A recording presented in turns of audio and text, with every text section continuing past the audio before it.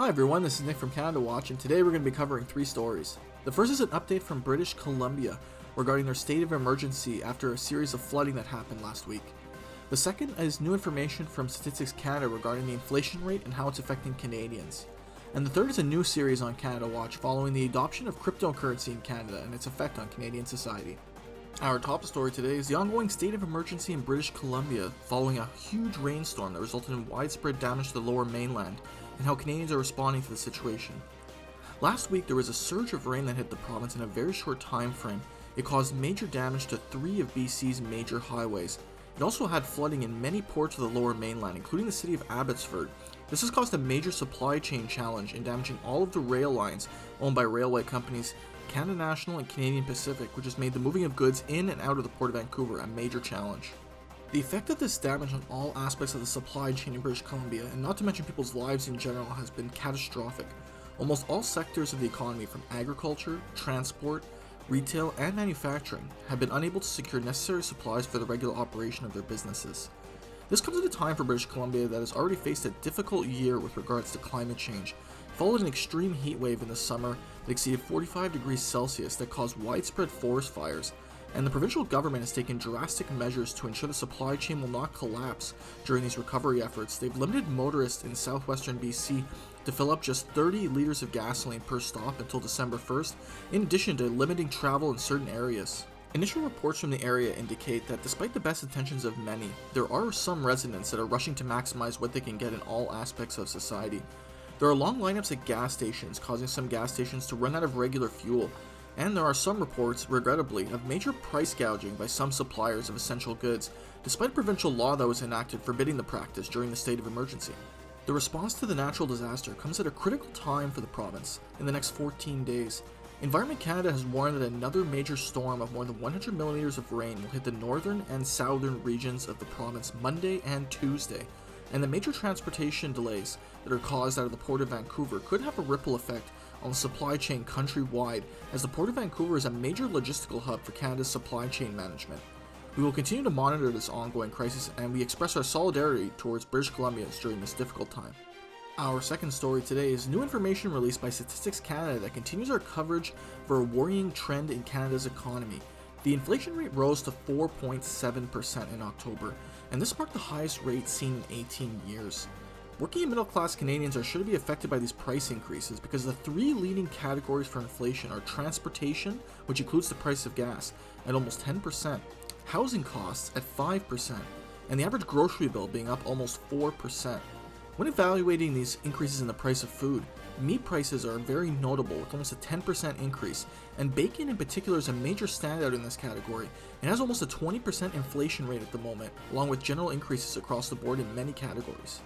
Another interesting development with regards to food prices and inflation, however, is not necessarily inflation itself, but a concept called shrinkflation, which is now prevalent in grocery stores throughout Canada. Shrinkflation is when a food producer attempts to maintain the current price level of a product. However, to do so, they offer less product for the same price, or they use controversial packaging practices to reduce the overall quantity. And many Canadians buy these products out of previous consumer habits without realizing they are buying less product. There's also interesting data coming out of the small and medium-sized business community, who are reporting major trouble navigating the current business environment as they are experiencing major price increases in things such as raw materials, packaging cost, and punishing increases in the cost of transporting goods as a result of the ongoing supply chain crisis. These pressures of inflation for consumers and businesses comes at a critical time for many Canadians, who many were already previously living paycheck to paycheck or living on government loans, and many have experienced disruptions in regular income levels as a result of the COVID-19 pandemic.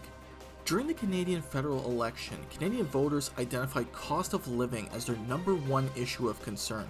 And while the major federal political parties did acknowledge these concerns during the campaign, there appears to be no short-term relief coming in the next parliamentary session. Economists from Canada's major banks are warning Canadians that higher prices may be around for longer than anticipated. This is a serious issue, and we will continue to monitor inflation data and government action on the issue as it becomes available. Our final story today is an introduction to an ongoing series we'll be having here on Canada Watch, which is a discussion regarding the evolution of financial markets here in Canada and the growing adoption of cryptocurrency as an investment asset worldwide. Once dismissed by most of society as a worthless commodity and a highly speculative investment, cryptocurrencies such as Bitcoin and Ethereum have skyrocketed in popularity. They now hold a global market capitalization of $2.7 trillion USD. This is closely approaching the total market capitalization of the Toronto Stock Exchange, which is just over $3 trillion. Cryptocurrency has been around for almost a decade now, and early adopters of cryptocurrency strongly advocated for its enhanced privacy features and its general decentralization from traditional financial products. However, after a period of heavy resistance from many of the major global banks, they have now acknowledged that cryptocurrency is likely here to stay, and that they have speculated that moderate holdings in major cryptocurrencies such as Bitcoin and Ethereum could be an effective hedge against global inflation. The growing adoption of cryptocurrency investment among young investors has been the cause of much debate here in Canada, and there has been some regulatory adoption and approval of the practice as soon as 2015, when the government required any gains in the crypto market to be treated as a capital gain.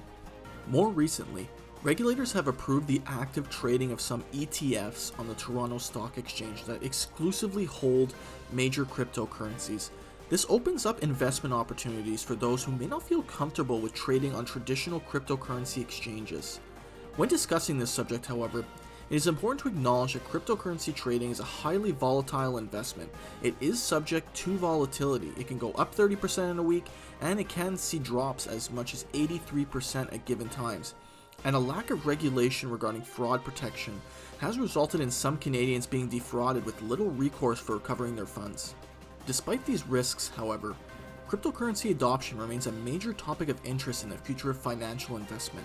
It remains an increasingly popular choice for young investors, and it could have a transformative impact on global financial markets if widespread adoption becomes commonplace in the next 5 to 10 years. We're going to keep a close eye on cryptocurrency adoption in Canada, any possible regulation as it develops, and bring you more information. That's it for today's edition of Canada Watch. We hope you enjoyed it. If you like this content, please feel free to like, comment, and subscribe to help grow Canadian content on YouTube. See you next time.